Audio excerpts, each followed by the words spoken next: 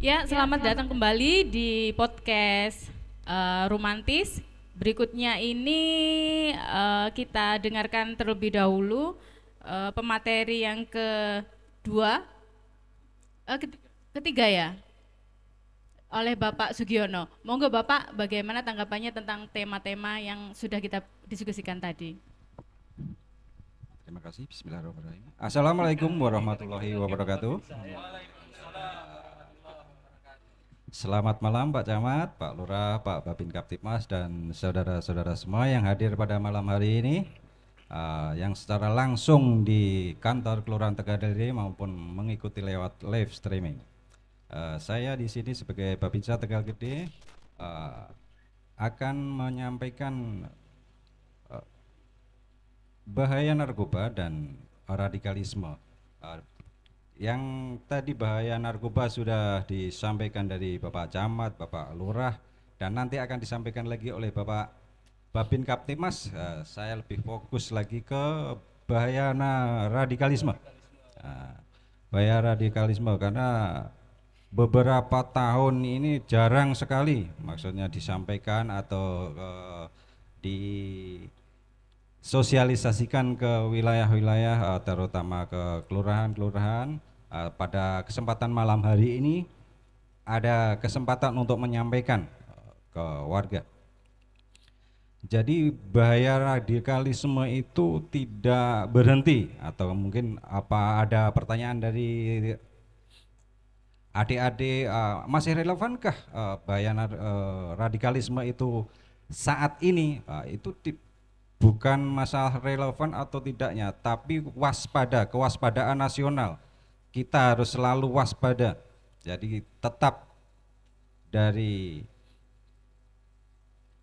zaman dulu sampai nanti ke depan zaman modern, itu tetap kita waspada. Masalahnya itu faham yang tidak bisa dilihat secara kasat mata, jadi bisa dipelajari oleh ahli-ahli tertentu atau orang-orang tertentu yang berkompeten di situ. Tapi dalam pelaksanaan kehidupan sehari-hari mungkin bisa kita merasakan, hanya kita bisa merasakan, oh bagaimana ke orang ini sikapnya ke kanan kiri, ke tetangga, ke lingkungan agak tertutup. Sosialisasi ke tetangga jarang keluar rumah, mungkin keluarnya jam-jam tertentu. Nah, itu kan mengikuti jamaah, aliran-aliran tertentu. Jadi tidak di semua tempat, Pak, ya. Jadi tidak di semua tempat, tidak tempat terbuka, itu tempat-tempat terkhusus.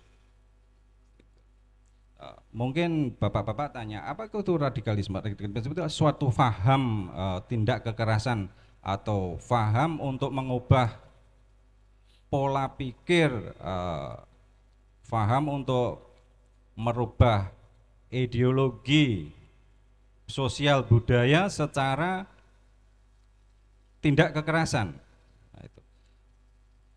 Kalau sudah fahamnya itu di dalam pemikiran, nanti tindakannya berlanjut lagi ke terorisme itu berlanjut. Ada beberapa yang perlu dilakukan Bapak Ibu di rumah, di lingkungan, untuk membentengi, untuk mencegah hal-hal itu, terutama diawali dari lingkungan keluarga dulu. Kita perhatikan anak-anak kita, pergaulannya, keluarnya mungkin. Kalau pendidikan pasti jam sekolah masuk jam 7, keluar SMP mungkin jam setengah 2, kalau SMA mungkin jam 4 atau setengah 4. Nah, di luar itu mungkin di jam-jam di luar itu ya kita harus waspada, kita tanya kemana, apa kegiatannya, gitu.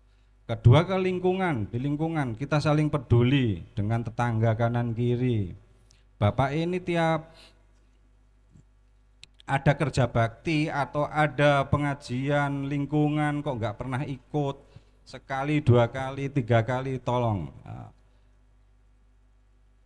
diajak komunikasi, apa, kemana, apa kegiatannya, ya, gitu. Yang ketiga mungkin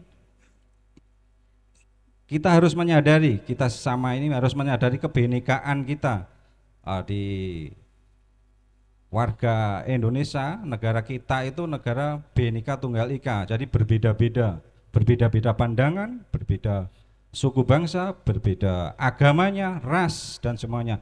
Itu rentan sekali terjadinya gap antar suku, antar agama. Nah, itu yang menjadikan perbedaan-perbedaan pendapat bahkan nanti ke kepercayaan.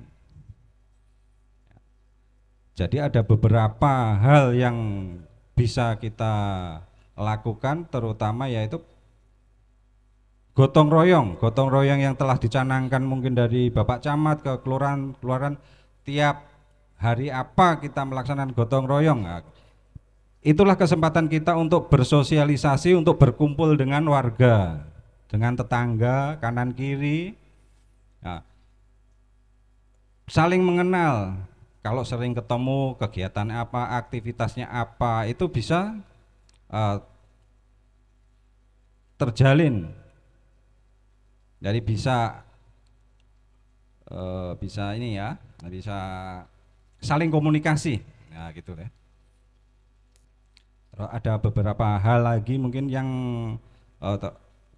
untuk kegiatan-kegiatan rutin malam-malam tertentu, untuk mengajarkan acara-acara pengajian, mungkin ada acara-acara rutin, arisan-arisan sukun kifayah, itu juga digunakan salah satu untuk bersosialisasi dengan tetangga kanan kiri.